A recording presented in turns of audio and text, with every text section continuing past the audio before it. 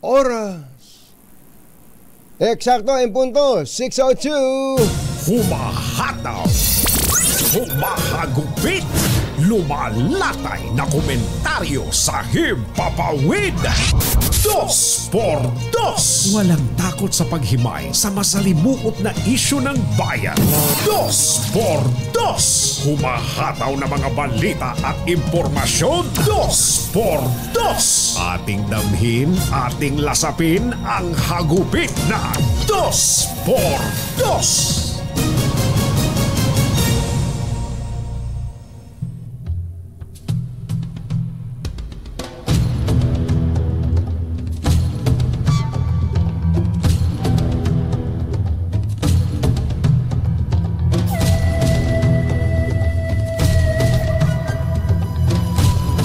Pinaligtad ng Korte Suprema ang desisyon ng Commission on Elections noong November 2023 na i-disqualify ang service provider na Smartmatic sa paglahok sa anumang public bidding ng komisyon. Sa inilabas na desisyon, sinabi ng Korte Suprema na inabuso ng COMELEC ang kapangyarihan nito nang i-disqualify ang Smartmatic sa pagbid sa kanilang 2025 poll projects. Ayon sa Supreme Court, nagpatupad ang COMELEC ng discretionary pre-qualification regime na anti-ethical o kontra sa Government Procurement Reform Act. At dahil dito, sinabi ni Supreme Court spokesperson Camille Ching na maaari nang lumahok ang Smartmatic sa mga proseso ng bidding sa mga darating na eleksyon. Isyu ng bayan. Dos. Maitim ang balak, magtago ka na. 2x2. Si Jerry at si Anthony narito na. 2x2. Hahataw ng todo, urado ka. 2x2. Ang katotohanan dala nila. 2x2. Walang sinasamba pali, maniwala ka. 2x2. Hataw ng husto, tol, umasa ka. 2x2.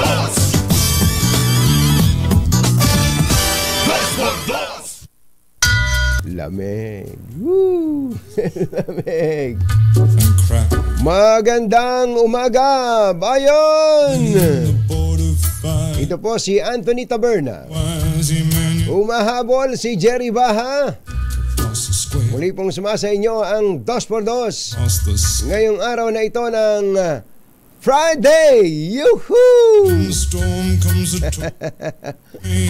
Yung mga hindi pa sanay dyan, magsanay na kayo, ha? Because every day is a Friday para sa 2x2. Nako, subukan nyo, namnamin ninyo. Yung isipin yung Friday araw-araw at anticipating kayo sa weekend para sa inyong pamilya, pagpapahinga at iba pang mga bagay na malayo sa trabaho. Ay nako, mararamdaman ninyo kung gaano yun kasarap. Kaya Happy Friday! Yuhuu! Kainis eh. Sana po ay ayos pa kayo dyan. Naku, dumadami po yung mga nababalita na nagkaka-heat stroke. Opo, tama po. Hindi lang po mga matatanda, mga bata. Hindi naman batang-bata. Ibig sabihin na yung mga teenager, ayan, meron na po na heat stroke na teenager. May na-heat stroke na mga kabago-bago pa lang na may asawa. Ibig sabihin, hindi lang para sa mga matatanda ito. Ano po bang ginagawa ninyo para po maibsan ang init? Sobrang mainit! Oo, gaya ng nabanggit namin ni Kumbachero laki siguro ng kita ngayon ng naghahalo-halo, ano? Magkano ba halo-halo ngayon? Ivan, yung halo-halo sa gilid. Nung araw nung nasa Nueva Ecija ako 2 piso le halo-halo Ang tagal na pala. Ayan, depende sa store. Halimbawa, yung store, yan, sa gilid-gilid lang. 30 pesos, pwede na. Pwede na. Ano bang, halimbawa, ang lalagay mo lang naman sa halo-halo, saging na nilaga na minatamis. Yung iba, nilalagyan ng kamoting nilaga na minatamis. Kaong, syempre, kaong. Yung iba, nilalagyan ng nata de coco.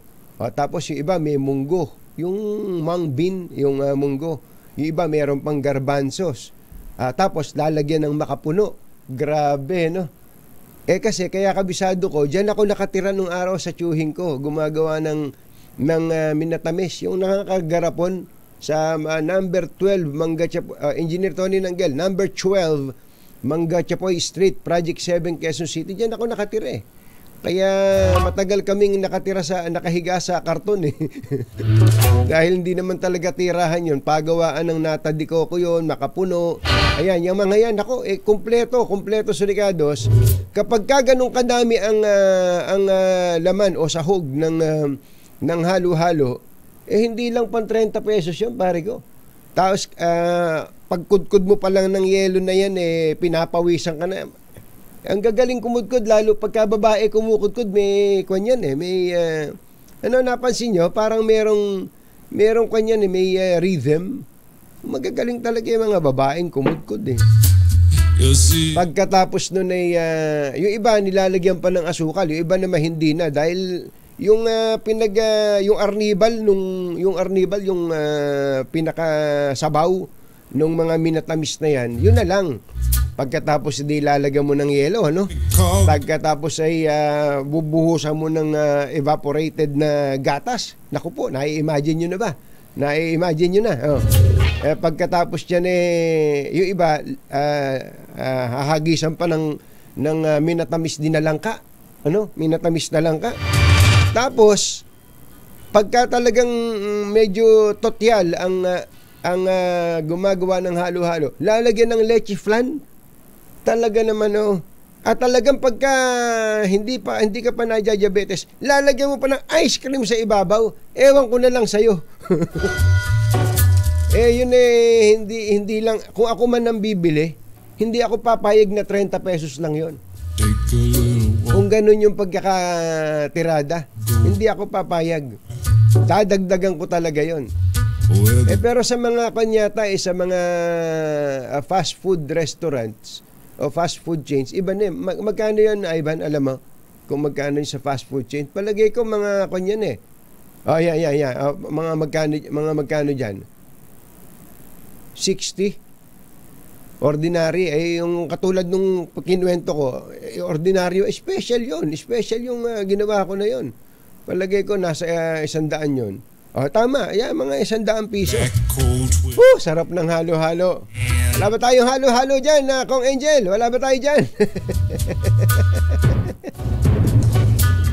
Yan ang magandang hanap buhay ngayon. Kahit maglagay ka lang ng isang maliit na pwesto sa gilid mo. Yun na yung binabanggit ko sa inyo, yung kinukudkud mo yung yelo. May pangkayod talaga ng yelo May pangkudkud ng yelo Pero ngayon po, meron ng mga tinatawag na ice making machine. Mura na lang naman yon. Ang yelo nila is snow. Parang snow sa lambot. Ay nako, grabe. Ganun talaga katindi. Pero dapat doon sa atin, mga kababayan, tiyakin natin na yung yelo, yung yelo na ginagamit, halo-halo ba kinakain mo? Kala ko halo-halo na yan, partner. Kala ko halo-halo na yan. Yung pong binabanggit ko, kailangan siguraduhin po natin na yung yelo ay malinis. Malinis, hindi galing tubig poso. Opo, kasi nung isang araw, meron akong nabalitaan nung Sabado, kumain ng halo-halo, ilan yung sumakit yung tiyan, nagtae. Pasensya na sa kumakain. Nagka LBM. Dahil yon sa tubig. sa tubig, tapos napakainit ng panahon, siyempre, yung tiyan mo naman ay, nako, kaya yung pong mga naghahalo-halo dyan, siguraduhin naman na yung pong ginagamit nyo, may mga nabibiling yelo naman talaga, sana okay yung tubig nila. Pero kung sa bahay lang po kayo, gumagawa lang talaga kayo ng yelo. Yung ba ibinabal, tubig. Tapos lalagay nyo lang sa freezer para maging yelo. Siguraduhin naman po natin na malinis ang tubig para yung yelo na ginagawang halo-halo ay ayos na ayos pa rin. Jerry Bang at Anthony Taberna sa 2x2 sa DZRH. Naku, hindi ko pala nalagyan ng pinipig, Ivan. Dapat nilagyan ko ng pinipig. Pasensya na't nakalimutan ko yung pinipig. Yun ang masarap eh.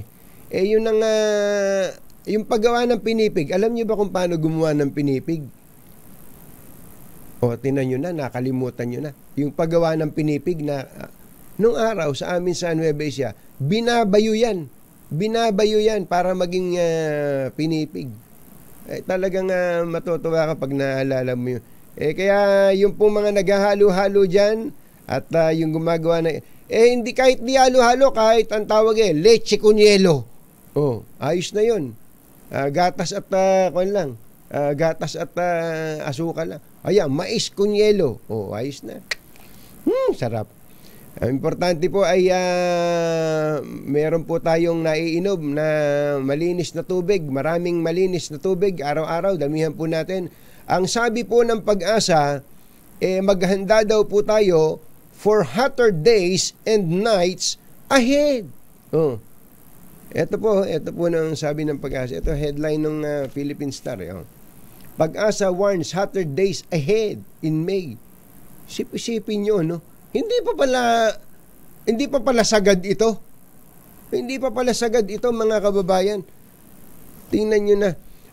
Naitala po kasi nung isang araw sa Itiague, Isabela, ang pinakamainit na temperatura sa bansa, 14 degrees Celsius. Sasabihin nyo, hindi, mas mainit sa amin. Ito pong 40 degrees Celsius, kung po yan po yung maximum temperature. Pero kapag binanggit mo na yung heat index, iba na po yun. May plus na yun parang mga plus 10 yata yun. Grabe po. Kung lalampas pa po ng 40 degrees ang actual na init ng panahon, imaginein po ninyo kung gaano ka. Yun yung bata kapag 37.5 ang temperatura, kakabahan na yung nanay Di ba? Bakit? Naku, inaapoy na ng lagnat yung anak ko. Dali na natin sa ospital. Bakit? 37.5 na. Ayun. Ngayon po, 40 sa Itiague, Isabela. Yan daw po ang pinakamainit na naitala ngayong taon na to. And expect hotter days and nights ahead. Ayun. Sana naman na hindi tayo mawalan ng kuryente. Let's move and get it on. Good morning. Good morning sa mga taga-Comelec. Naku, paano yan? Kung ako yung Smartmatic, sasama talaga loob ko Hindi ba? Isip-isipin mo, dinisqualify ka, kabagsak-bagsak. Tapos na yung bidding Tapos na yung bidding, nai-award na nga kay Miro Kabagsak-bagsak, mali pala ginawa ng Comelec. Dinisqualify. Yan yung sinasabi ko na sa inyo noon pa. Ako naman hindi naman ako nagkulang ng paalala sa inyo. Ayun, para naman tatay parang tatay. Hindi naman kami nagkulang ng paalala. Ano yung binanggit na, may kaso ba yan? Ang tanong namin, may kaso ba yung Smartmatic dito? Meron bang pending criminal case dito yan sa husgado o kaya sa piskalya? Meron ba? Kasi kung meron, talagang pwede siguro i-disqualify ng pero ang desisyon ng Comelec to disqualify Smartmatic, alam nyo, love lost tayo sa Smartmatic hindi ko po kilala at mahirap kausapin, matatangos ilong ng mga opisyal niyan dudugo ilong natin dyan pero yung pong ganung klase ng proseso na dinisqualify ng walang malinaw na batayan Kasi hindi natin alam ano ba, ba't ba, ano ba nangyari dyan? No, ba't ba, ganun ano ba nangyari dyan? Pinatay po namin, parang ganun. Ba't nyo ba pinatay? Gusto ko lang. Hindi pwede yun. Kaya ang sabi ng Supreme Court, ang COMELEC daw po ay abused. Inabuso daw po nito ang kanyang discretion. Wala na, ano pa magagawa? Kung hindi naman pwedeng buksan uli yung bidding na yan at sumali yung Smartmatic, hindi na po ubra yan. Pwede siguro sa susunod na eleksyon. At yun nga po sinabi na Smartmatic sa isang statement, sige at sa susunod sasali na lang kami. Ang nagpasaya na lang daw po sa kanila ngayon, sila daw po ay nakapagtamo ng katarungan. Valderrama. Masamang tao lang ang takot sa dalawang to. Kaya kung maitim ang balak, magtago ka na. Anthony Taberna, Jerry Baja. 2x2. 2x2. Noong araw po, baka hindi na inabutan ng mga Gen Z ito. Mother, naalala mo ba yung DST? Yung Daylight Saving Time? Nung panahon ni dating Pangulong Cory Aquino, nung nagka-problema tayo sa kuryente, dahil ang hirap-hirap ng kuryente, laging brownout, nagkaroon po ng, bata pa ako nun high school ako nun. Nagkaroon ng DST, Daylight Saving Time.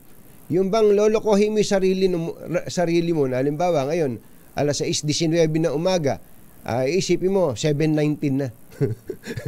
Lolokohin mo lang sarili mo na gano'n na. Kumbaga, yung relo mo ay i-advance mo ng isang oras. I-advance mo ng isang oras para maaga kang pumasok at maaga ka rin umuwi. Ganun yun Yun po ay isa sa mga paraan noon para makatipid sa kuryente. Ngayon, meron na pong panawagan ang Pangulong Bongbong Marcos dahil sa nangyaring ang pagnipis ng supply ng kuryente nung nakaraan.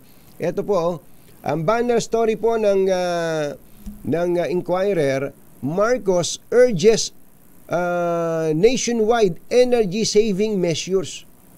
Ito po ay wala pa namang DST na pinag-uusapan dito, pero hinihikayat po ng Pangulong Bongbong Marcos ang lahat. Pero particularly na nakatuon ang kanyang kautusan, panawagan, dapat sa government offices, ito yung maging kautusan o mandatory na magtipid sa paggamit ng kuryente ang mga opisina ng gobyerno. Opo, pwede po yan kapag inubliga po ng Pangulo ang mga government offices including local government units, napakalaki ng matitipid at malamang po ay susunod din pati ang nasa pribadong sektor. Bukod doon, kahit naman hindi tayo tawagan ng Pangulo na magtipid dapat tayo magtipid. Bakit? Tanong niya, bakit? Sabi niya, bakit? Ang mahal ng kuryente. Dapat tayo magtipid. Napakamahal ng kuryente, pero katunying paano naman kami magtitipid? Napakainit. Bahala ka. Maghanap ka ng paraan kung paano ka magtitipid.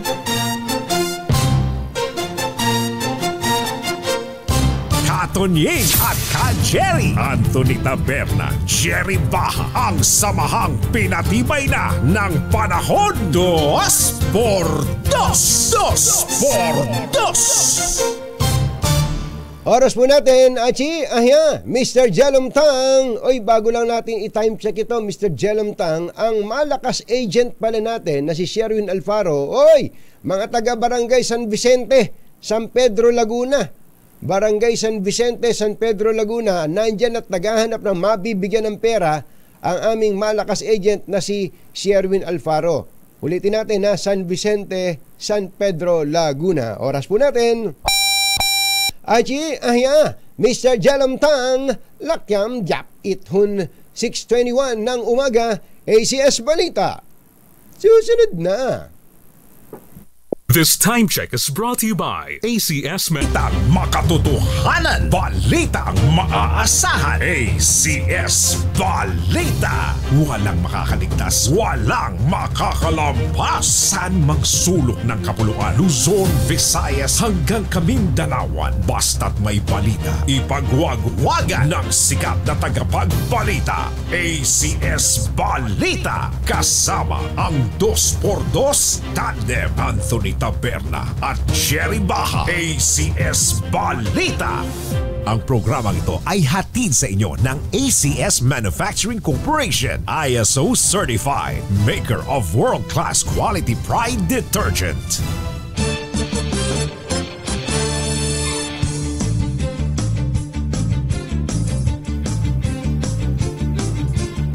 Araw po ngayon ng Huwebes, 18 ng Abril 2024. Sa ulo ng ating ACS Balita, DepEd, DOH, DSWD, top performing agencies ayon sa isang survey.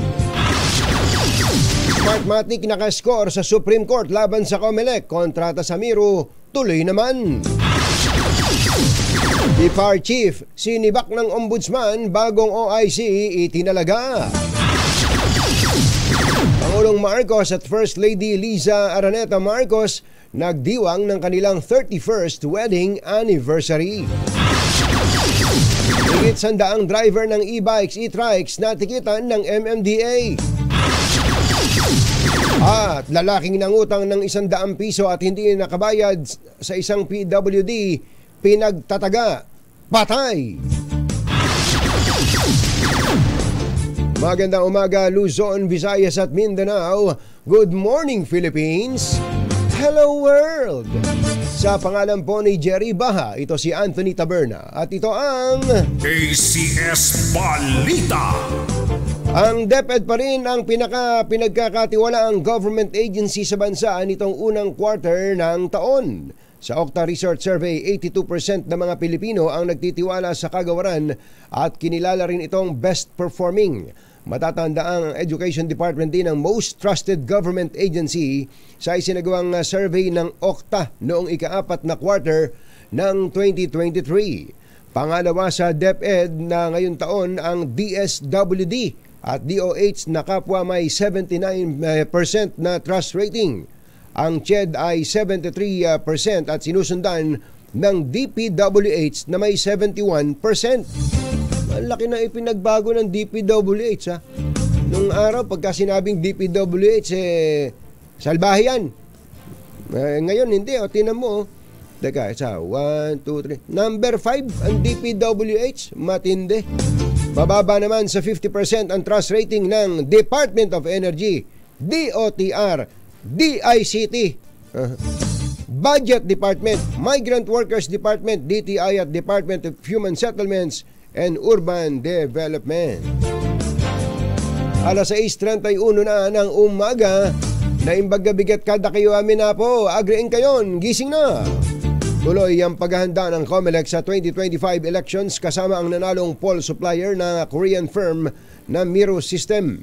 Ito po ang sinabi sa DZRH ni Attorney John Rex Lodianco, tagapagsalita ng Comelec kaugnay ng naging desisyon ng Korte Suprema na sasabing nagkaroon ng grave abuse of discretion ang Comelec sa pag-disqualify sa Smartmatic. Sinabi ni Lodianco na dahil sa desisyon ng Supreme Court, maaari na uling sumali sa bidding ang Smartmatic sa mga susunod na eleksyon. Alas 6:32 ng umaga, mayong aga mga pinalangga, bugtaw na kamo, gising na! Itinalaga ni Agriculture Secretary Francisco Tiu Laurel Jr. si Isidro Vilayo Jr. bilang OIC ng Bureau of Fisheries and Aquatic Resources o BFAR matapos suspendihin ng Ombudsman si Director Demosthenes Escoto. Ito ay matapos mapatunayang guilty sa kasong katiwalian sa pagbili ng BFAR ng communications equipment noong 2018. Sa 22 pahinang desisyon, sinabi ng Ombudsman na pinaboran ni Escoto ang isang kumpanya sa 2 billion pesos na kontrata para sa Vessel Monitoring System Project ng ahensya. Kasama ang 2x2 Tandem Anthony Taberna at Jerry Baja. ACS Balita. Alas 6:33 ng umaga. Diyos maray na aga sa Indugabos mga Bicolano. Mata na kamo, gising na. Nagdiwang sina Pangulong Bongbong Marcos at First Lady Liza Araneta Marcos ng kanilang 31st wedding anniversary. Sa kanyang Instagram, nagpost ang unang ginang ng kanilang mga larawan ng Pangulong Marcos na kinuha noong Abril 1993, Abril 2018 at Abril 2024. Ilang minuto lang nagpost dun si Pangulong Marcos ng photo collage nila ni First Lady na may caption na "Thank you for a wonderful 31 years of marriage." Ba yung 31 years mahaba yun ha. Yung ibang ang ikinakasal pagtalikod pa lang gusto na maghiwalay. Ito 31 years ha. Sana ay lumawig pa po ang inyong matibay at matagumpay na pagsasama, and may the love light continue to burn. Yon. Una nang nagbigay ng tips ang first couple para tumibay at tumagal ang pagsasama ng mag-asawa, gaya ng pagkakaroon ng quality time. And then, pero yung mga mag-asawang nakikinig sa atin ngayon ha, totoo yun, napaka-importante ng quality time. Bukod doon, napaka-importante din ng casual conversation. Napaka-importante po nun. Yung bang habang kayo ay nagkakape, di ba mother? Habang kayo nagkakape, nagkukwentuhan kayo, kumusta na ba yung mga bata? Ayun, mga ganon. Tapos yung sabi nga ni Kumbachero nung nakaraan habang kayo nagmiminandal, merong aalalahan niyo, kaya paano nga ba tayo nagkakilala? Ayun, ganon. Grabe, reminiscing. Napaka-importante po nun sa mag-asawa ha. Wag yung sabihin, hindi, asawa ko na ngayon, kakausapin ko pa ba ng ganyan yan? Asawa ko na ngayon, papadalan ko pa ba ng flowers yan? O roses? Hindi na. Sayang lang pera. Hindi po. Talagang ang pag-aasawa talaga, mga mister, tayo po ay tuloy-tuloy na nanliligaw sa ating mga kabiyak. Ayos ba mother? Dapat tuloy-tuloy nating nililigawan ng ating mga kabiyak. Yung paghalik lang sa araw-araw bago umalis at pagdating ng bahay, ay, napaka-importante nun. At saka, wag na kayong mahihiya na magsabi na, I love you.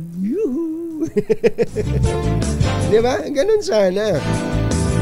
ACS Balita.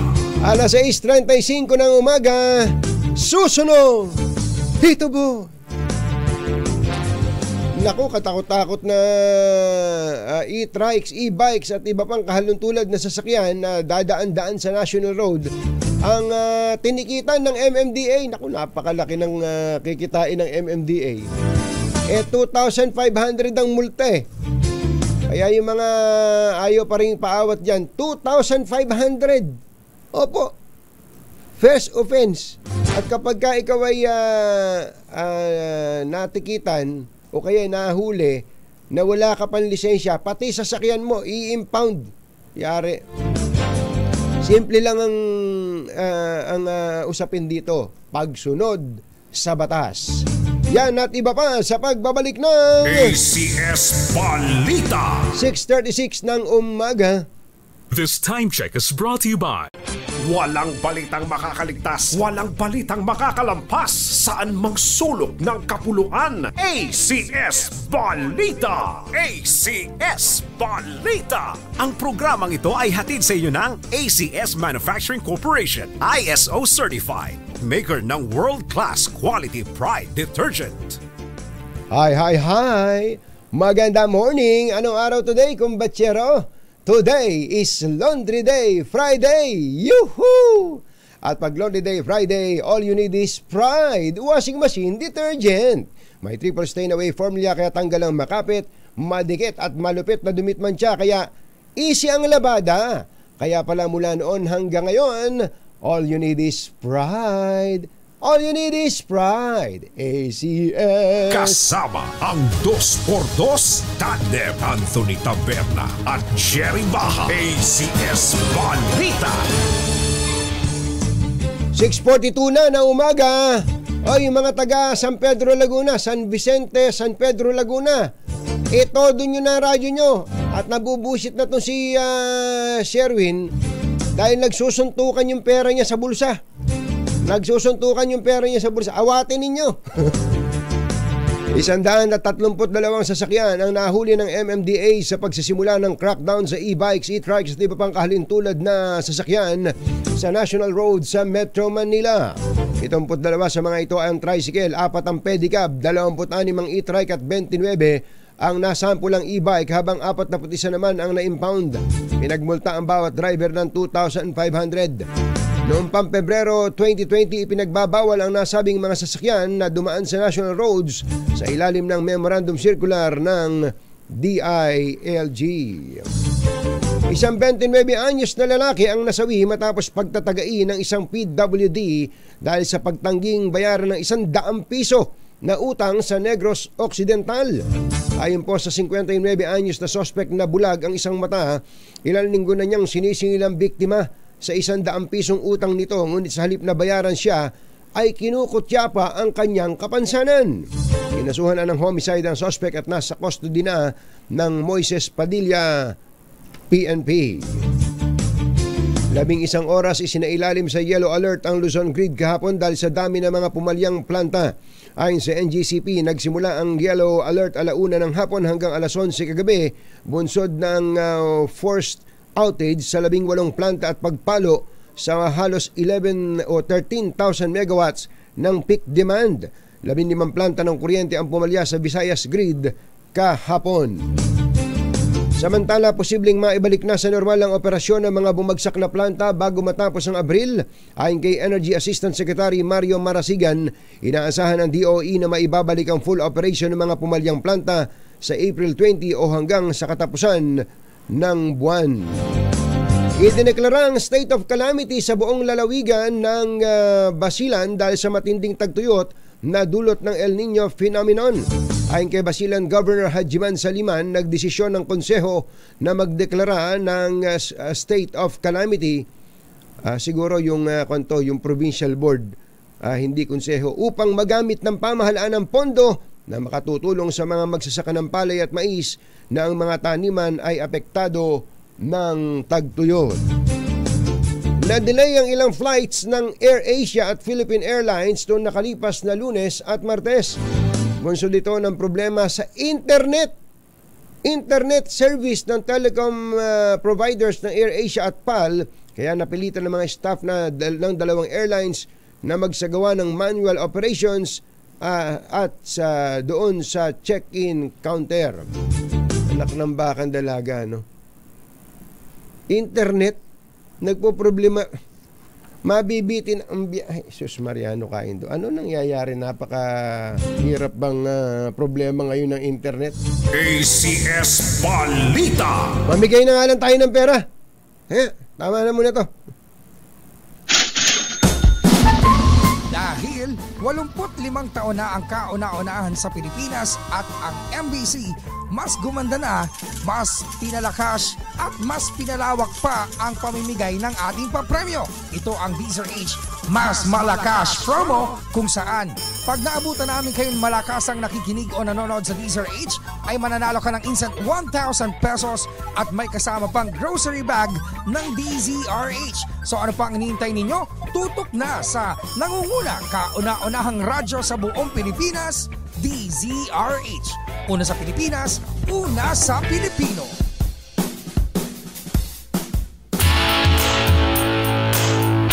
Ang tanong, nasaan ka? May nanalo na ba sa ating malakas agent si X007? Sherwin Alfaro, come in Sherwin. Yes, sa Tonying, hindi lang ang AirAsia na may problema sa internet signal, pati pala rito sa may barangay Calendola. Dito, ito yung dating bahagi ng barangay San Vicente. Ang San Vicente ang pinakamalaking barangay dito sa San Pedro sa Laguna. Pero oo nga, no, yan nga pala sa telepono. Yan nga pala yung isa sa pinakamalaking barangay sa Pilipinas, ano? Oo, itong barangay San Vicente na hinati sa 7 barangay pa. Dahil sa lawak nitong barangay San Vicente dito sa San Pedro Laguna, at isa nga doon yung barangay Calendola na naging bahagi ng barangay San Pedro. Ayan, may video na tayo. Nakakagulat dahil itong bahay na ito na ang ingay-ingay ng radyo. Mantakin nyo, ayun yung radyo niya nasa may lutuan. Niluluto nyo ho ba yung radyo niya? Huwag niyo iluluto yung radyo. Bukod sa, anong luto po siya? Pasok natin yung video ni Kwan. Ayan. Mga hotdog kasama. Dito tayo, nanay, at nag-e-echo tayo. Yan, dito tayo sa may... Nanay, dito. Sabi ko, Hindi po kayo, parang natatakot siya eh. Manimtim. Si Nanay Salvacion. Manimtim. Apo, nanay, matagal na kayo nakikinig sa Disar. Tagal na. Anong paborito niyong programa pinakikinggan? Dos por dos. Sino announcer po pinakikinggan nyo? Kato niya yung Jerry. Kato niya yung Jerry. Ayos. Eto, meron kayong 1,000 pesos. Ay, thank you po. Thank you po. Sa dos por dos. Salamat po, Nanay Salvacion. Siyempre, meron kayong pampaganda. Kanina, nakapambahay si Nanay. Tignan mo naman, nagpanlakad ngayon kasi nung malaman na ikaw yung nakaupo, Anthony. Aba. Thank you po. Baka nagpabango pa si Nanay niya. Nagpabango pa kayo? Ang bango nga pa. Di ba? Nanay, nag-stay pa talaga kayo ng pabango. Talaga. Alam niyo, maamoy kayo ni Kato. Ang bango nga, naamoy nga namin eh. Diba? Nanay, dahil maganda ka na, gusto mo paglalong gumanda. Siyempre. Lalo kang gaganda kapag sinuot mo ang DZRH t-shirt. DCRS. At syempre, lalo kayong sasaya dahil meron kayong pampasayaya na napakabigat po. Mabigat. Thank you po sa DCRS. Thank you po sa inyo lahat. Maraming salamat. Thank you po talaga lagi ako sa inyo. Salamat po, Nanay Salvacion. Thank you. Thank you po. Po sa lahat. God bless po sa inyo. Ayun, kaya naman nasa mga nais manalo ng 1,000 pesos sa akin tumutok sa DZRH. Baka kayo nang susunod nating winner sa DZRH Mas Malakas promo. RH number 6, Sherwin Battle para tuloy-tuloy sa pagbabalita, tuloy-tuloy sa serbisyo. Sama-sama tayo, Pilipino! Thank you, Nanay Salvacion Manimtim, at sa mga taga Barangay Calendola. Tama ba? Calendola. Diyan po sa San Pedro, Laguna. Hinati na pala San Vicente. Hinati daw, ginawang 7 barangay at ubod ng laki. Ayan. Parang yung barangay Bagong Silang sa Caloocan, ubod ng laki din yun. Pwede na maging syudad yun eh. Hinati-hati na rin yata. Thank you sa lahat ng mga nakikinig at sumusubaybay sa DZRH. Maraming salamat po sa inyo. Magpatuloy lang sa pakikinig at malay nyo, baka isang araw bigla na lang po sumulpot sa inyo, sa inyong tabi, si Sherwin Alfaro, ang ating malakas super agent. Nagatid sa kabuuan ng ating ACS Balita, ito po si Anthony Taberna.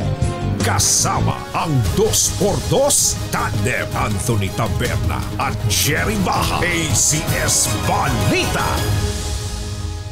Balitang makatotohanan, balitang maaasahan. ACS Balita. Ang programang ito ay hatid sa inyo ng ACS Manufacturing Corporation, ISO certified, maker ng world-class quality Pride detergent.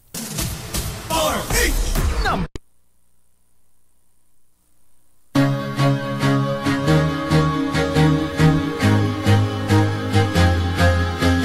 Hoy, 6 minutes na lang, alas 7 na ng umaga.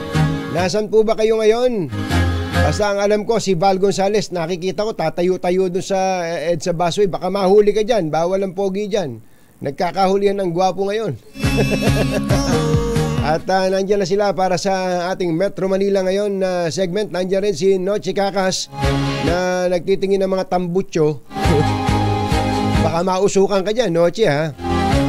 Maibalita ko lang sa inyo na ang Time Magazine, ang masungit na Time Magazine, naglabas na pala ng kanilang 100 most influential people of 2024. Alam niyo po ba kung sino ang nakasama dito? Isa lang to, Yuel, isang Pilipino lang, ano? Isang Pilipino lang. 100 most influential people of 2024, pambuong mundo to, pero isang Pilipino nasama dito. Ang pangalan, Bongbong Marcos. Si Pangulong Bongbong Marcos po ay isinama ng ng Time Magazine sa most influential people dahil ang sabi niya, sabi po ng Time Magazine, yun daw pong pagsisikap ni Marcos na i-rehabilitate ang legasiya o pangalang Marcos ay nag-shift sa ibang mas importanteng bagay. Ang sabi po dito, he brought technocrats back in the government. Ibinalik daw po niya ang mga technocrats, yung mga matatalinong mga tao sa gobyerno, steadied the post-pandemic economy, pinatatag daw po ang ekonomiya ng Pilipinas pagkatapos ng pandemya, and elevated the Philippines on the world stage. At iniangat daw po ang Pilipinas sa pandaigdigang entablado. At ang isa pa hong binanggit dito ay ang pagiging matatag ng Pangulo laban sa pambubuli ng China sa West Philippine Sea. Ayan po. Kaya ang sabi po nitong si Time Magazine, but by trying to repair his family name, Bongbong may reshape his country too. Ba? Matindi Kaya ang bait nitong Time Magazine. Kaya kung sa bagay, in fairness naman sa Time Magazine, pag nabasa nyo po yung introduction nitong article na to, akala nyo anti-Marcos yung artikulo. Pero nung mga sumunod na mga na talata na o paragraphs, binabanggit po kung ano ang mga magagandang ginawa ni Pangulong Bongbong Marcos dito sa Pilipinas. Yan po ang latest mula sa Time. Hindi mo na ako nagbabasa nito Itong Time Magazine na to. Time consuming Congratulations kay BBM. Shero ng Bayan, Katunying at Ka-Jerry. 2x2. Tatlo na kayo, Val, Noche, and Edniel. Susunod na. Anthony Taberna. 2x2. Metro Manila ngayon.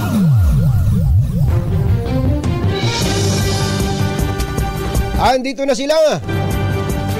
Andito na ang salimbayan ng mga balita sa Metro Manila ngayon. Unahin natin si RH5 Val Gonzales. Sitwasyon sa EDSA Busway sa Main Avenue, Quezon City. RH5 Val Gonzales, Kamin Val.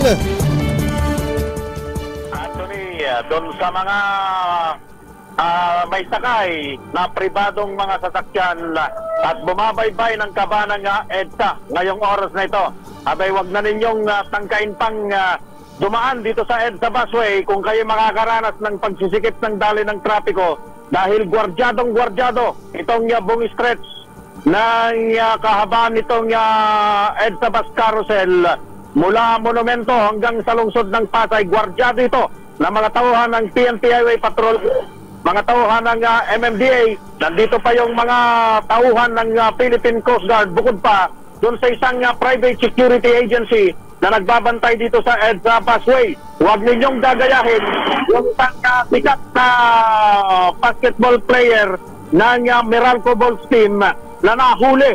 Nahuli dahil doon sa pagdaan dito sa kabaan nitong EDSA Busway dahil pagmumultahin kayo na mga tao ng PNP, HPG, ng MMDA at maging nitong mga tao ng Philippine Coast Guard.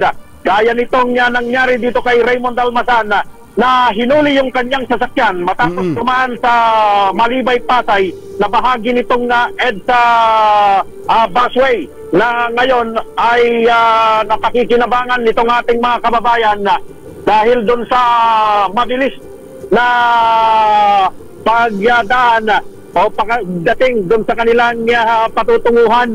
Itong si Raymond Almasan kasi, Jerry, ay nahuli nitong mga tauhan ng PNP HPG at kuhang-kuha pa doon sa nakikita ninyong video ngayon sa DZRH News Television na nagtangkapang manuhol. Nako!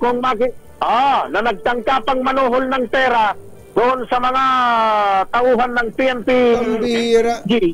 Patay. Di dalawa kaso. Dalawa yung kaso. nagtangkapang manuhol ng pera. Kung makikita dyan sa video ang itinapakita natin na Anthony, nagbilang pa ng pera sa harapan mismo ng mga tauhan ng Philippine Coast Guard at ng mga tauhan ng MMDA at PNP Highway Patrol Group. At habang binilangan niya ng pera, walada, lota, pat, mali, nim, ilan ba binilang?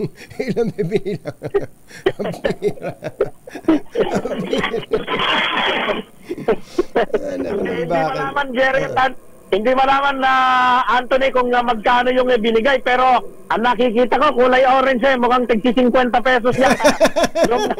Kung nakikita dyan sa video kasi kulay orange. Orange. Ang kulay orange lang naman 20 pesos at 50 pesos. Yung buti pa yung 50, mamula-mula yun yung orange 20.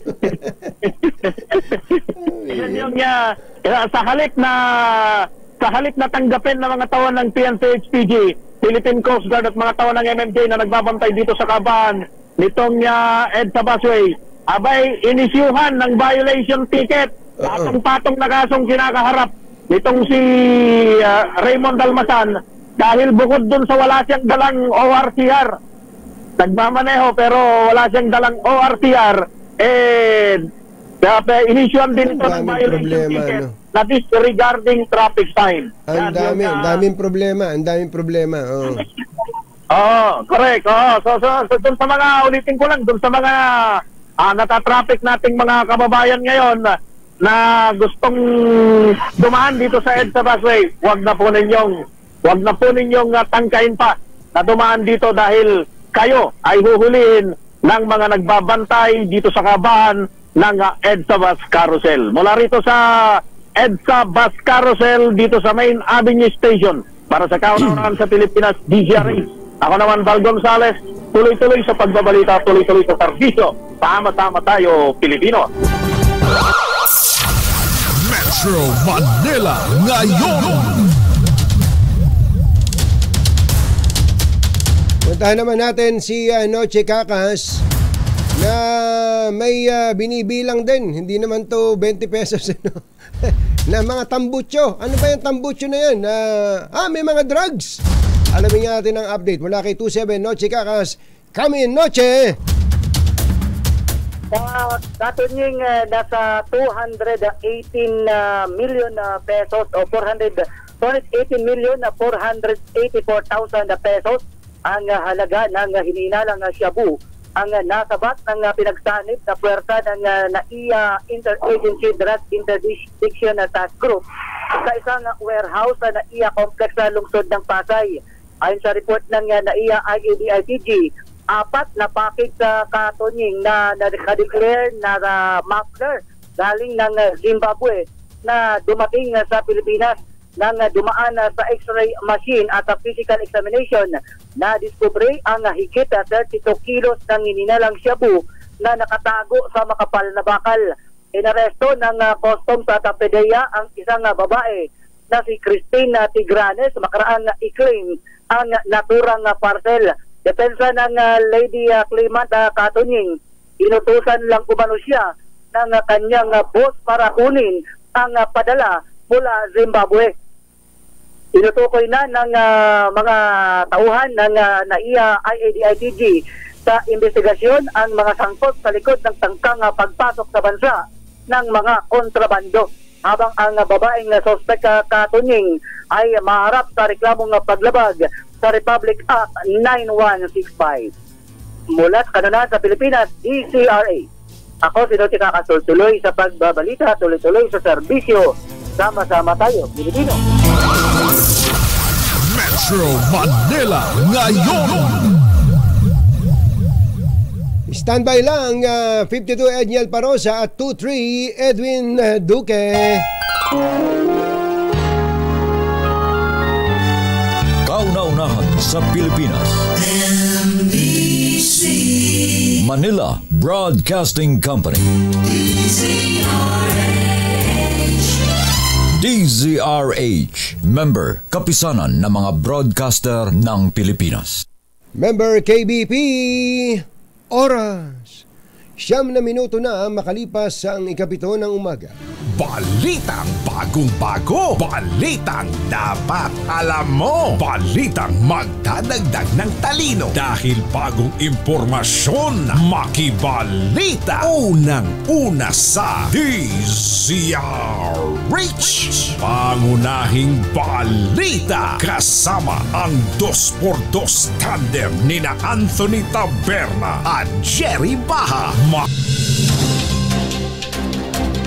Araw po ngayon ng Huwebes, Abril 18, 2024. Sa ulo ng ating mga paunahing balita.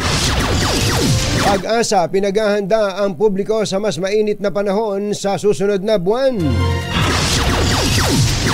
Pangulong Marcos may pakiusap sa publiko, magtipid sa kuryente habang nagpapatuloy ang manipis na supply ng kuryente sa Luzon at Visayas.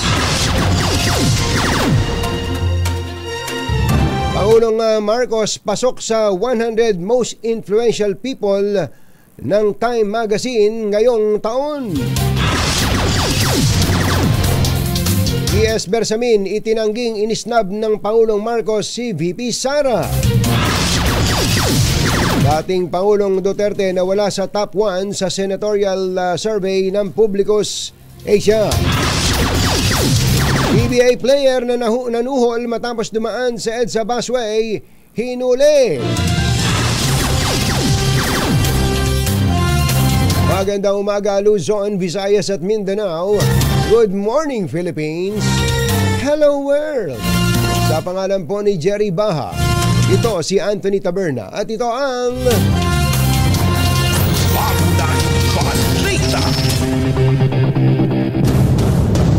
Pinaghahanda ng DOST Pag-asa ang publiko sa mas nakapapasong init dahil posibleng sumipa pa sa mahigit up 40 degrees Celsius ang temperatura sa mga darating na araw, partikular sa buwan ng Mayo.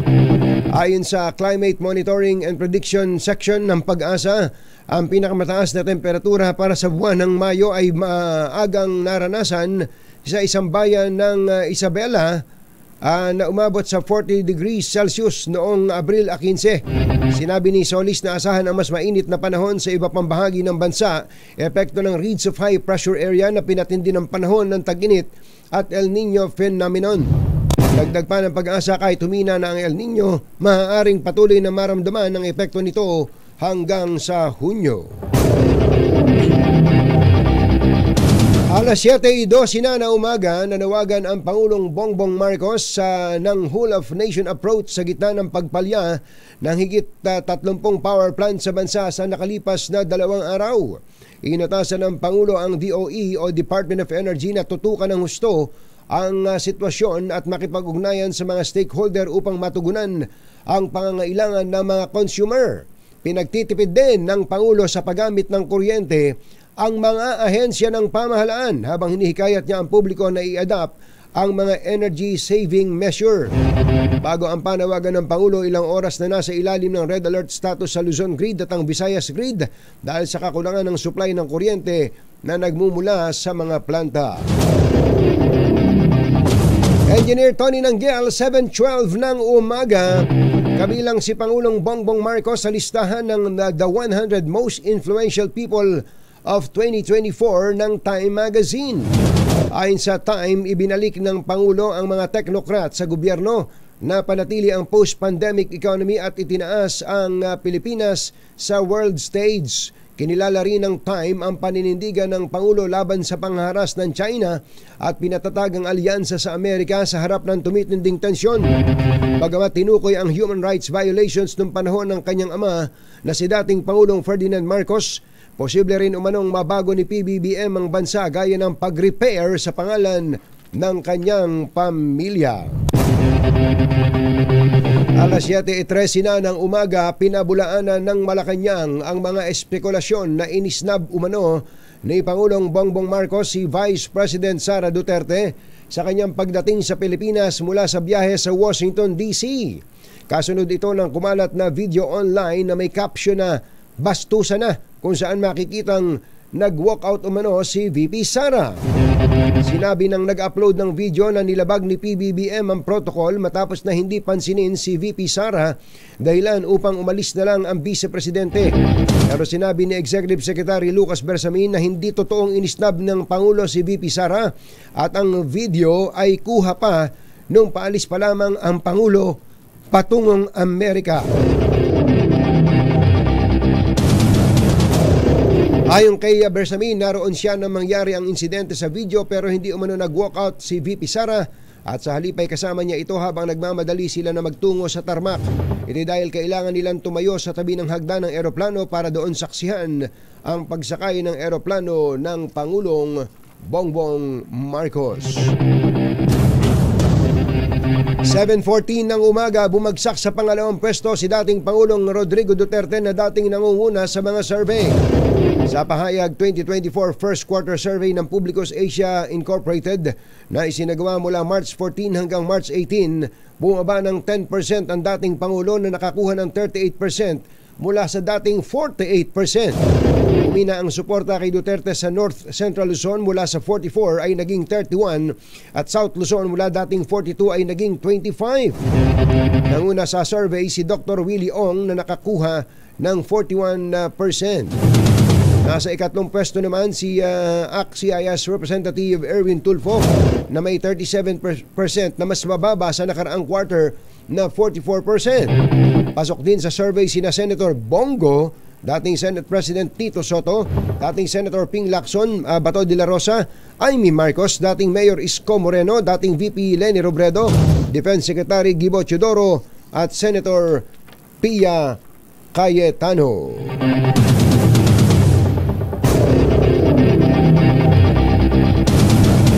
Alas 7:16 ang ating oras. Puntahan natin ang hulihan sa Marcos Highway sa Marikina. At naroon ang ating RH52 Edniel Paroza. Come in, Edniel! Sa C5, bahagi ng Pasig, paging sa Shaw Boulevard, sakop ng Mandaluyong at lungsod ng Pasig. Halos wala na tayong nakikita ng mga e-bike. Ngayong dati, talagang marami-rami yung napapansin natin sa kalsada. Pero kaiba yung sitwasyon yan dito sa Marcos Highway na bukod sa border ng Rizal at lungsod ng Marikina, itong kinaroroonan natin, katabi lamang itong LRT 2 station ng Antipolo at ng isang mall, yung Robinson's Metro East. Dito kasi Anthony, kahapon ay 13 ang nahuli at 5 pound. Hanggang ngayong umaga, may pangilan pang nahuhuli. Ito mga tauhan ng Metropolitan Manila Development Authority. Dito sa binabanggit natin area, meron na ngayong 4 pa lamang ito at 2 yung 9 pound. Kung saan nagre-reklamo itong 2 e-bike rider na walang maipakita ng lisensya, kaya inatak yung kanilang sasakyan. Ang reklamo nila ay hindi nila alam itong pulisiyang ito.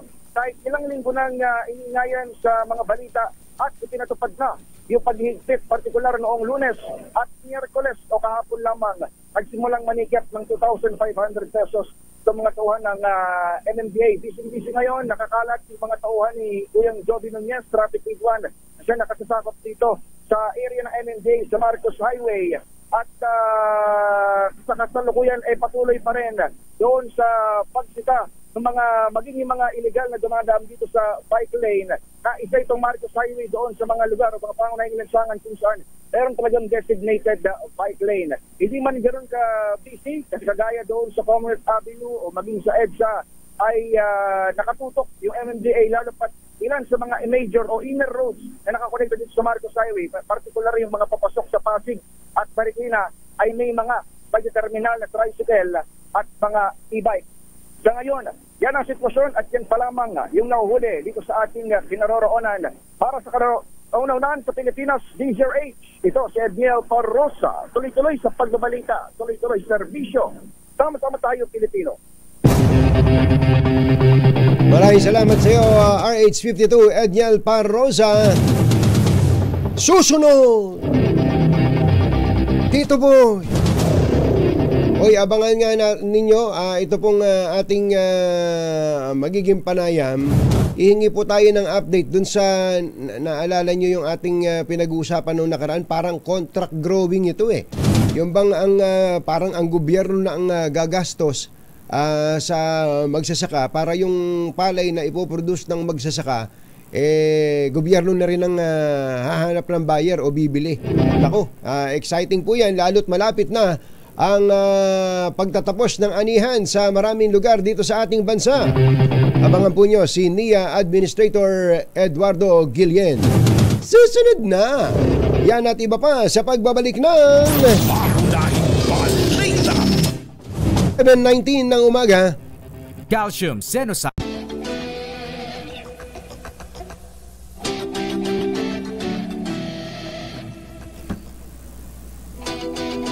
Alas 7:24 na po ng umaga. Nasa linya po natin si Administrator Eduardo Guillen ng National Irrigation Administration. Administrator, magandang morning. Si Katunying po ito. Kumusta po kayo? Sir, naibagabigat. Kumusta rin po kayo? Salamat po. Opo, ayos naman po. Makikibalita lang kami kasi nung nakaraang nag-interview po kami sa inyo about more than a month ago, napag-usapan po natin yung tungkol dun sa parang contract growing ng ating mga palayan ng mga magsasaka. Ano na po ba update doon? Meron na po bang mga inani at ano po ang pakinabang doon ng ating mga magsasaka at ng pamahalaan? Well, sir, actually ito po kasi ay pioneer project, ano po, kaya of course nagkaroon tayo ng information dissemination at natuwa naman tayo dahil sa pagtanggap ng ating mga farmers. Nagsisimula pa lang po tayo, sir. Nandoon pa lang po tayo ngayon sa land preparation at pagtatanim, ano po. So, ang number 1 po, yung talagang tinanggap ng farmers natin ay dito po sa Region 2 at ang pumangalawa doon sa Region 12. Ano po, so makikita natin yung talagang accepted po ito sa buong bansa natin, ano. Yung Caraga region, sila yung number 3 dyan eh. So, pati dito sa Bicol, ano ho, Region 4B, Region 5, Region 8. Talaga hong marami pong nag-contract growing.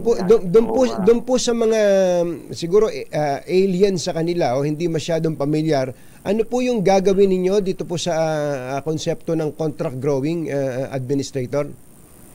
Well, una po, ang ating target po rito ay yung mga katulad ngayon, sir, third cropping, wala na pong assistance ng gobyerno natin sa third cropping. Ano? So, gusto natin itaas yung cropping intensity natin. So, inalalayan natin yung ating mga farmers. Lalo ngayon po, El Nino at sabi nila walang tubig. Ang niya po kasi may mga patubig po kami na hindi na nawawalan eh. Tulad ng mga pumping stations natin. So, yun po yung isang target natin. At NIA po ang nagbibigay sa kanilang yung input, yung farm inputs po nila, no? At saka bale yung unang bigay po namin sa kanila is 30,000 po para sa farm inputs plus may 20,000 cash.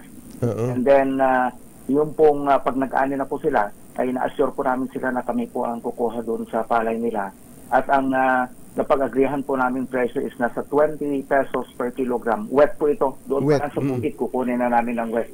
Kasi nung huli po kami nasa 19 pesos kasi ang NFA eh. So kami naman wet doon pa lang 20 pesos na. And then kami na po ang ipapagiling din po namin sa kanila, sir. Ano po? Ang target namin na pagpapagilingan ng mga palay ay itong mga sisisan na mga IAs natin na ibinigay ng Tilmec para po kumita rin naman sila. And then marketing kami na rin po. May kausap na po kami sa NFA, itong government agencies po natin. So, wala pong problema na So assured din po yung kita ng ating mga farmers around 50,000 pesos po per hectare per hectare. Abay, malaking bagay. Dati ngayon po ba yung bago itong contract growing concept na to, magkano lang po ang nagiging kumbaga take home o neto ng isang magsasaka sa isang hektarya? Doon po sa inbred, sir, ang neto lang nila diyan average nasa 30,000 eh. 30,000. At saka yung kanilang input po dyan, nasa 30,000 din. So doon pa lang sa input, meron na silang additional na 20,000 na cash. Ano po? And then yung kita nila, meron pa pong assured na sila ng 50,000. On top of that, yung susubra po doon sa 5 tons sa usapan namin, kanila pa po yun. Kasi pagka nag-hybrid ka, ang average po dyan is 8 tons. Eh. So pag dry season, ano po? Pag dry season. Doon sa income nila na assured namin, meron pa silang, kung naka 8 tons sila, may 3 tons pa silang ibebenta. Na extra. Ang kailangan lang pala nilang anihin, 100 kaban, ano?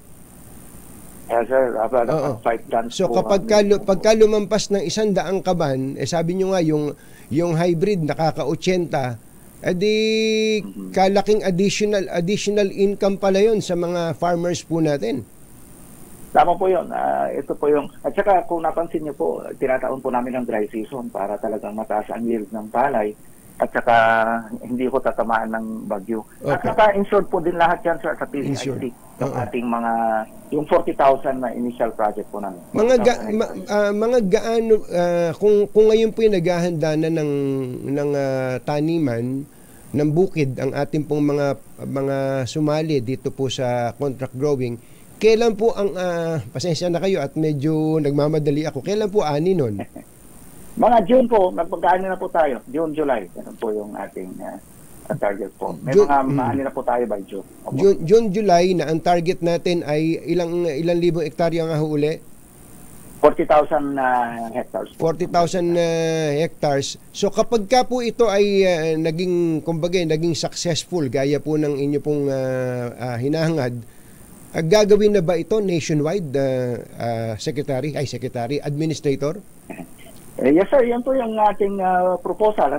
Pilot project pa lamang po ito at again, lahat na, kasi iba-ibang region, iba-ibang situation. So lahat po ng regions, binigyan po natin para makita po natin kung ano yung dapat na talagang gawin. So it's a work in progress but positive po ako dito sir kasi yung mga farmers natin talagang tanggap po nila itong yung initial na feedback po sa amin, tuwang-tuwa yung mga farmers po natin. Hindi na kailangan mangutang at magproblema sa pagbebentahan. Secured po yung presyo at doon pa wet pa yung kukunin namin yung palay po. Opo, actually po isang usapin din ngayon yung ginawa po ng NFA Council. Teka, kayo ba kasama sa NFA Council? Hindi po. Hindi po. Ang sabi po, ang ginawa po ng NFA Council ngayon ay itinaas ang buying price ng palay up to 30 pesos per kilo. Ito po naman yung tuyo na, yung malinis at tuyo na. Paano po yun? Kung ang pilot ninyo, sabi nyo 20 pesos ang sariwa, pero hahanguin nyo naman sa bukid mismo, hindi kaya biglang magbago isip ng magsasaka doon sa NFA, 30 pesos ang benta. Kayo, 20 lang sa amin kahit patuyuin pa namin yan. Hindi naman, kasi sir, kinausap naman namin sila at pinaliwanag po namin na itong ginagawa namin na ito ay hindi naman magtatapos doon sa pagbenta ng palay yung kita nila. Opo. Kasi nga ipapagiling pa namin ito sa kanilang kiskisan, so yung cooperative nila, kikita pa rin ho doon. So, at saka isa pa po, hindi naman sa paggano, may misgivings lang yung mga farmers natin. Sa pagdating sa NFA, mahirap po kasi magbenta. Mabusisi po ba yung magbenta. At saka matagal daw po magbayad. Magalit sa atin yung mga taga-NFA. Pero, bino-voice out ko lamang po yung sinasabi. Mabuti na lang sinabi nyo. Kasi alam nyo, may mga nagme-message po sa amin. Ito, halimbawa po nag-message po sa atin si Mayor Ray Katakutan ng Kapas Tarlac at halos kapareho po. Yan po yata ang damdamin ng ating mga magsasaka sandali lang po. Ito po, ang sabi po ng mga magsasaka natin, message na po sa ang hirap magbenta sa NFA kasi ang gusto lang nila bilhin ready to mill, unlike traders from the farm, ang taas pa ng price at free hauling. Administrator, may mga ganun din ba kayong feedback mula sa magsasaka? Precisely, yun po yung feedback nila sir. Kaya ngayon sa amin yung program namin, doon pala sa bukid, kukunin na natin wet. Walang maraming tanong. At straightforward po yung ating agreement sa kanila. Pero ang maganda po doon, ulitin ko, ito kasi ang gusto ng ating Pangulo sir makapture ng mga farmers natin yung whole value chain ng rice production. Kaya po kami nakakonekta sa Philmec. Yung mga kumuha doon sa program natin, sila po ang priority bibigyan ng Philmec ng farm machineries kasama na yung Rice Processing Center. So hindi po nagtatapos doon sa pagbenta ng palay yung kita ng mga farmers natin, kundi gusto ng ating Pangulo makapture nila yung whole value chain. Kaya kahit mas mataas ang kuha ng mga traders, palagi ko ipapatronize pa rin nila yung kanilang cooperative kasi para naman sa kanila ito So yun po yung ating programa po doon. Hindi, ito po ay ang gandang pilot project. Pero kung gayahin po ito ng mga traders, administrator, Gusto ko pong ipaliwanag, sir, hindi po ito magiging competition sa ating mga traders, magiging complementation po ito sa kanila. Kasi once na nag-consolidate farming po kami, ibig pong sabihin lamang po niyan ay iisang variety ang tinatinan ng isang IA. Kaya hindi naman kayang bilhin lahat ng mga IAs natin itong produkto nila. Again, sobra dyan. Ano po. At ito naman, gustong-gusto ng mga traders po natin yung pag bumili sila isang variety. Kasi nga pag giniling nila yan, whole grain rice, nakakapag-value adding pa po sila. Ito po yung experience natin sa bayan natin, sir, kasi itong program na ito, na-implement ko na doon. Instead na naging competition po ito sa ating mga traders, naging complementation project po sila sa kanila. Tuwang-tuwa po yung mga traders natin. Kumpleto na po ba yung 40,000 hectares ninyo? Baka may mga bakante pa dyan, baka may gusto pang mag-apply. Marami nga pong gusto, sir. Yung initial na survey natin, umabot na mahigit 100,000 hectares. Ganun? Kaya yung budget natin ay nasa 40,000. 40,000 lang. Opo. Siguro pag maganda ito, makikita ng ating mga... Kasi ito, project po ng Congress po ito. Additional budget lang po ibigay ng Congress ito. Magkano po yun? Magkano nga po uli yung total budget allocated for this pilot project? 3.4 billion po ito, 3.4 billion. Opo. Nako, kapag ka naging matagumpay po ito at lumaganap, mag-i-import pa ba tayo ng bigas? Po, hindi na po. Kasi ito po ang maganda po dito, sir. Naulit ko yung plano po ng NIA na baguhin yung cropping calendar po natin. Magdadalawang cropping na po tayo sa dry season. Ito malaking bagay po ito. At saka yung wet, additional na lang po ito. So in that effect, ini-increase po ng NIA ang cropping intensity po ng ating bansa. So I hope malaking may tutulong po ng ating programa. Nakita niyo naman po, pag dry season talagang mataas ang yield. Yung data ng PSA, di ba, bumaba ang nataniman natin dahil sa El Nino, pero tumaas pa production natin.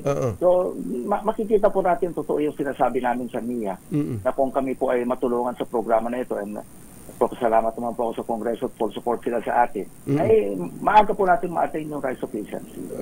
Opo. Last na lang po, meron akong napanood sa YouTube channel ng NIA, dahil kabubuklat-buklat ko, merong isang magsasaka na may testimonial may sinishare siya. Napakadami nung inani niya sa isang hektarya, administrator. Totoo ba 'yun? Hindi ba fake news 'yon? Hindi, sir, kasi talaga naman mababalidate naman. Tsaka ako pupunta po mismo ako. Pumunta kayo. Pinuntahan ko. Ako po yung isang project site namin sa Maynueva, Ecija po. Tinignan natin kasi sila yung naapektuhan ng El Nino pero dahil po doon sa tinatawag na ating alternate wetting and drying technology, talaga pong tumataas ang yield nila. Gaano po, kwento niyo po sa amin, administrator, gaano po ang inani nung magsasakang pinag-uusapan natin? Anong pumunta po ako doon, meron pang umani doon ng 19 tons Ang pinakamaliit na 12 tons yung kanilang naani. Talagang pumunta ako, personal po akong pumunta. Per hectare, per hectare. Per hectare. Ang dami pong media noon, sir. Kaya mapavalidate mo na totoo yung sinasabi namin. Isipin mo. So parang ang kung meron pong 12 to 19 tons, 12 to 19 tons ang inani doon sa Nueva Ecija per hectare. Per hectare, sir. Sus Mariano Kaindo, kami happy na sa 5 tons. Itong mga magsasakang ini-interview nung napanood ko ay yun nga, 19 tons nga.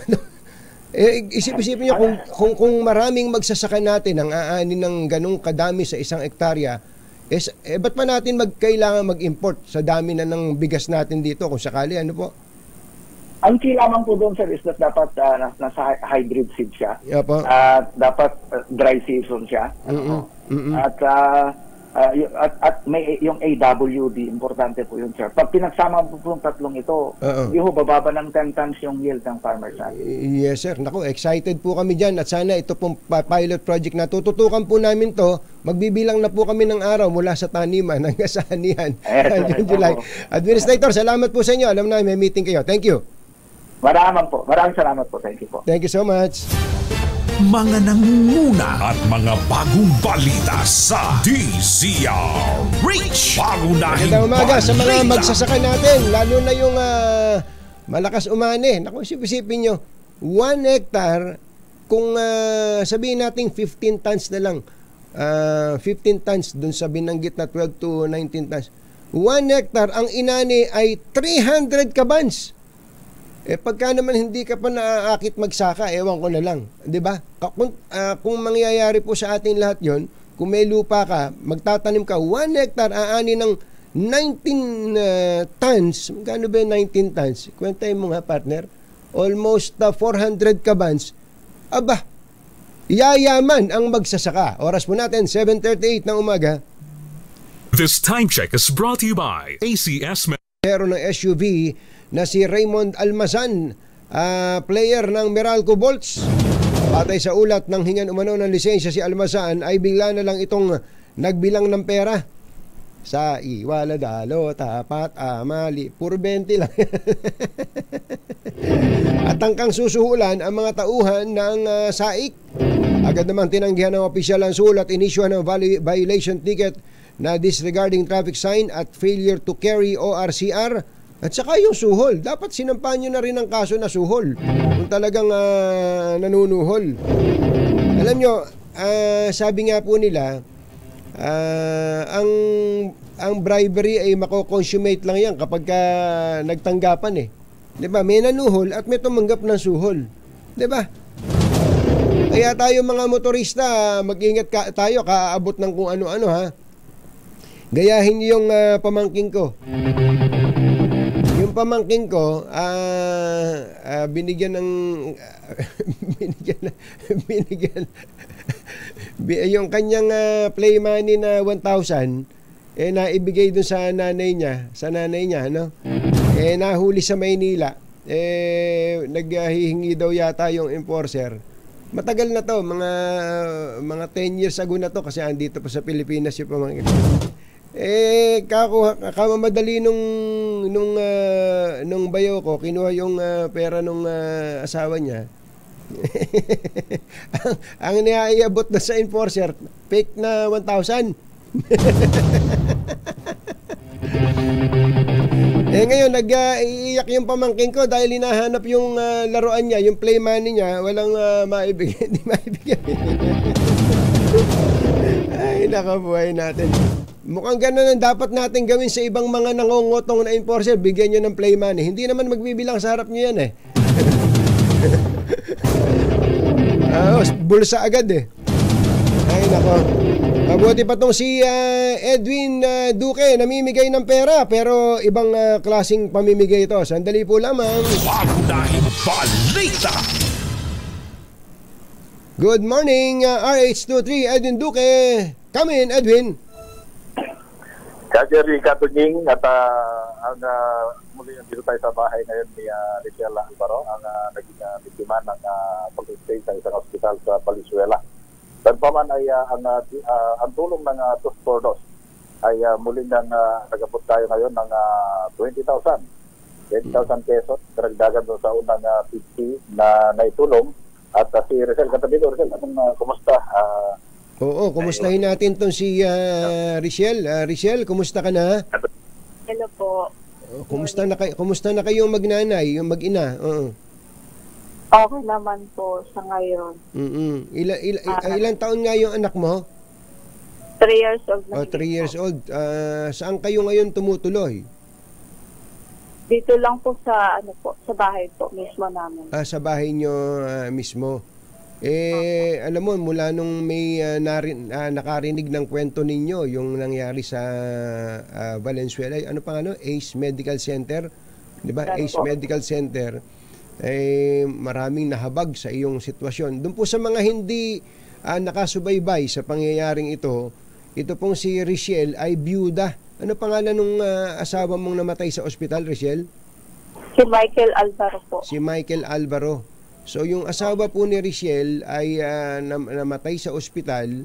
Ang nangyari, ito pong tawag doon, palit ulo. Si Richelle po ay pinaiwan doon sa ospital. Ikaw ba mismo yung iniwan? Opo, ako po mismo. Ikaw mismo yung naiwan para ma-release yung mga labi ng asawa mo, ganon? Opo. Oo. Nakailang araw ka doon sa ospital? 3 days po. 3 days kang nasa ospital. Hindi ka pwedeng lumabas, ganon? Opo, kailangan po pag lumabas po ako may papalit po sa akin. May papalit, hindi ka pwedeng lumabas para maghanap ng makakain mo, ganon, walang ganon. Wala po. Wala. Kaya nga nung narinig ng ating mga kababayan yan, ang daming nagpahayag ng kagustuhan na tumulong sa iyo, lalo pa at ikaw ay balo ngayon, wala ka namang hanap buhay, yung anak ay 3 taong gulang pa lamang. So paano kayo nakakaraos ngayon araw-araw, Richelle? Ano po, yung binigay niyo pong tulong po sa akin, yun po ang ginamit ko po. Oo. At tawag ko nito, yun din ang pinambayad ko po yung mga, yung namatay po ang asawa ko po, yun din po ang ginamit ko pambayad ko sa kanila. Doon sa mga nagkautang ka siguro, ano? Opo. Sa ibang mga tao. So ngayon, wala ka ng utang sa mga kung sino-sino, ganon? Wala na po. Wala na. Sa hospital po. Doon sa hospital. Hindi, yung sa hospital kasama naman yata sa yun ang DSWD daw ko-contact sa iyo, Richelle. Ewan ko kung nakausap ka na ba ng DSWD? Sa ngayon po, hindi pa po. Oo, sabi sa atin ni Undersecretary Yuli, tutulungan tayo no? Di bale at i-coordinate natin. Gusto ko lang magpasalamat din, Richelle, na may mga mabubuting loob na nung nalaman yung sitwasyon mo sa pamamagitan ng ating kasama dyan na si Edwin Duque ay nagpaabot din ng tulong sa iyo. Baka meron kang gustong sabihin, Richelle? Maraming salamat po sa tumutulong po at sa tutulong pa po at sa programa po ninyo sa Dos por Dos at sa DCRH po. Maraming salamat po sa tulong na binigay niyo po sa akin. Ang sabi ko nga sa iyo nung nakaraan, ang importante ay makatawid ka muna ngayon, pero eventually kailangan mo maghanap buhay, ano? Para maitaguyod mo yung iyong anak. Salamat, Richelle. Ayan, yung palang huling tulong na pinadala namin sa iyo sa pamamagitan ni Edwin ay nanggaling kay Director Lori Malaluan ng DPWH NCR dahil narinig din niya yung kwento mo, Richelle, kay Director Lori. Ayan, sabihin mo kay Director Lori. Lori po. Maraming salamat po kay Director Lori po. Okay, thank you so much, Richelle. Ingat kayo palagi. Sige po, thank you po. Salamat. Edwin, thank you. Ayan, Jerry, Tuning. At dahil dyan sa mga tulong na yan, at may mga dalawa pa palang kumabol na nag-file na rin ng kaso na ganoon din ang nangyari. Kaya pagkat natin yung presto ni Mayor West at malalaman kung sino yun nag-file ng kaso rin. Yan, ating report pala pa rin dito sa Pasolo, Barangay Pasolo, dito sa Valenzuela City, Operation 23. Edwin Duque, tuloy-tuloy sa pagbabalita, tuloy-tuloy sa serbisyo, sama-sama tayo, Pilipino. Thank you din pala kay Engineer Magiting Cruz. Thank you kay Mayor Chris Garbo ng Mabalacat. Kay Kuya Eric Divina Gracia, thank you. Galing pa sa Davao to. Ay, mga nagpaabot din ng tulong kay Kuya Els Bartolome, mga tagapakinig at tagapanood natin na nag-abot ng tulong dito kay Richelle. Thank you so much. Anthony Taberna at Jerry Baha, DZRH, pangunahing balita. Number 1, pangunahing balita sa showbiz. Magandang dilag, puso ko yun. Ay, good morning kay Doc Nikki Jorge. Happy birthday. At muli binabati natin ang happy anniversary si Presidente Bongbong Marcos at First Lady Liza Araneta Marcos. Ayan, may nagtatanong dito, Administrator Gillian. Maganda tong tanong ni Leo na nanonood sa atin sa YouTube. Ang sabi ni Leo, bakit ngayon lang ginagawa ito? Naku, napakagandang tanong. Bakit ngayon lang ito ginagawa? Yung contract growing ng palay sa ating mga magsasaka. ganun talaga. Alam nyo, maswerte po ang NIA ngayon dahil yung administrator nila, dating mayor. Alam yung nangyayari sa sitwasyon nila sa sektor ng sakahan. At hindi lang yon, ang pangalawa, mas importante, siya po talaga civil engineer, taga Mapua, kaya alam niya kung ano ang dapat gawin. Kailangan lang talaga dito ay may fund allocation ng gobyerno at tingnan natin baka pagka naging patok ito ay mas malagana pa. Sino ba tong babaeng ito? Babae ba to o ano? Sino tong magaling na singer na lumamlam daw ang karir ng maglantad? Nakaka-recover na raw ngayon kaya masaya na yung kanyang mother. Alamin natin ang latest mula sa ating showbiz legend, Morley Alinio. Magandang morning, Morley! Yes! Magandang morning, Luzon, Visayas at Mindanao. Good morning sa inyong dalawang gwapa po, Hagabol, Papa Bol, Katunying at Ka-Jerry. Well, dati-rati ay marami ang nagtataas ng kilay at malaking panandang-pananong ang sinasabi nilang laos at inawala na ang karir nitong si Jake Cyrus. Pero ngayon, unti-unti na uling bumubongga ang kanyang karir. At dahil bumubongga na ang kanyang karir, ay unti-unti na raw dumarami muli ang mga gigs at mga producer na nagtitiwala sa naturang singer. Eto na nga yung latest. Well, nagkaroon tayo ng chance na makausap si Mami Raquel Pempenco, ang ina nitong si Jake Cyrus, at sinabi niya kailanman ay hindi niya pinangarap na bumagsak at wasaktan ang kanyang anak. Ang tanging pangarap lang daw niya ay muling makasama ito dahil sobrang miss niya na ang naturang singer.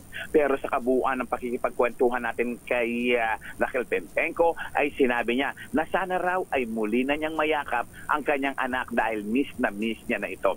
Pero sa ngayon, wala pa rin daw balak bumalik sa Pilipinas itong si Jake Cyrus dahil mas gusto nito mag-focus sa kanyang karir sa Amerika. Iyan ang ating DZRH Showbiz Hottest News. Ito po ang inyong RH47, Morley Alinio. Tuloy-tuloy sa pagbabalita, tuloy-tuloy sa serbisyo, sama-sama tayo, Pilipino. Babu! Thank you, Morley! At maraming salamat din lahat sa inyong lahat. Ang tindi na pala talaga ng kampanya ngayon laban sa mga kolorum. Sabi po nitong si DILG Secretary Benhur Abalos pagkatapos niyang pumirma ng Memorandum of Agreement sa DOTR at MMDA. Ito, makinig, lalo na po yung mga kolorum operators. Aabot daw po sa 1 million pesos ang multa sa kolorum operators. Bawat sasakyan to. Nanang ko po, ang laki ng multa. Kaya mag-isip-isip kayo ngayon kapag kayo ay nagbiyahe ng kolorum. Dahil sa antindi ng problema natin sa traffic, ito na po ang utos ng Pangulong Bongbong Marcos. Inutusan niya mga government agencies. At isa po sa pinakamatindi ay ang sinabi nitong si Secretary Benhur Abalos, napakalaki, napakabigat ng multa sa magbibiyahe ng kolorum bus. Ang mahuhuli daw po siguradong i-impound yung sasakyan at yan daw po ay ipatutupad nila kahit na malupit ang batas. Ang batas ay malupit, pero yan ang batas. Bye! Happy weekend! Woohoo! Damdaming bayan! Susunod na! Living is gone, walk on.